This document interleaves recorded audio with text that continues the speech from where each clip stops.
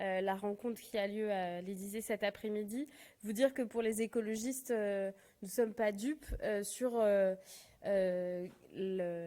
la manière de faire d'Emmanuel Macron, qui en réalité n'est ni le garant des institutions quand il organise ce type de réunion, ni totalement dans son rôle. Néanmoins, nous y allons parce que nous voulons pouvoir avoir un espace pour dire les choses très clairement. On nous promet un gouvernement d'intérêt général. L'intérêt général, c'est celui qui permet le respect, c'est celui qui respecte le vote des Françaises et des Français, et donc d'avoir un gouvernement de gauche ou écologiste.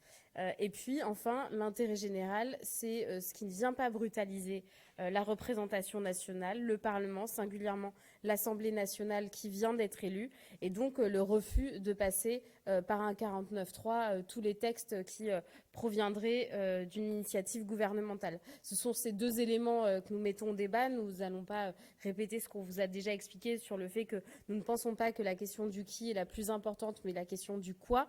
C'est la raison pour laquelle nous avions fait 11 propositions pour une feuille de route, car nous travaillons bien à la contribution à une feuille de route et à un plan de négociation pour une feuille de route gouvernementale avec un gouvernement qui est dirigé par un premier ou une première ministre de gauche écologiste. Mais en aucun cas, nous ne participons à une plateforme programmatique. Je ne sais pas quel est ce terme, mais en fait, on n'est pas en train de préparer les élections régionales des Hauts-de-France, mais de tenter de trouver la meilleure manière de pouvoir avoir une coalition gouvernementale de gauche écologiste capable de faire adopter des textes. Et ça a été toujours notre ligne et nous continuerons à les défendre cet après-midi.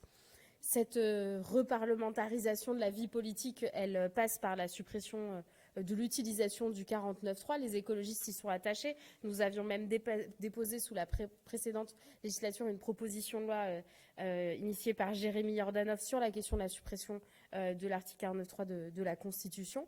C'est d'autant plus important, cette reparlementarisation de la vie politique, que nous avons un gouvernement actuellement démissionnaire qui est donc chargé de gérer les affaires courantes ou les urgences, et qu'à ce titre, on voit déjà des déclarations, notamment du ministre de l'Intérieur démissionnaire Bruno Retailleau, qui va bien au-delà des affaires courantes ou des affaires urgentes lorsqu'il parle de mettre en pause la question des examens d'asile des ressortissants syriennes et syriens. Non seulement il méconnaît le champ de compétences auquel il est restreint, mais il méconnaît également la Convention de Genève qui dispose bien que le droit d'asile est un droit individuel. C'est sur ces deux sujets, vous voyez qu'on est toujours dans la nécessité de pouvoir reparlementariser notre 5e République. Je présenterai demain, avec mon co-rapporteur Stéphane Mazard, je vous en dis un mot, demain à midi, un rapport d'une mission flash que nous avons initiée sur les actes des gouvernements démissionnaires, son champ de compétences et aussi les prérogatives du Parlement dans cette affaire. Mais voilà un peu les actualités que nous voulions commenter. Est-ce que tu as des choses à ajouter, Benjamin ? C'est complet. Eh bien, c'est super.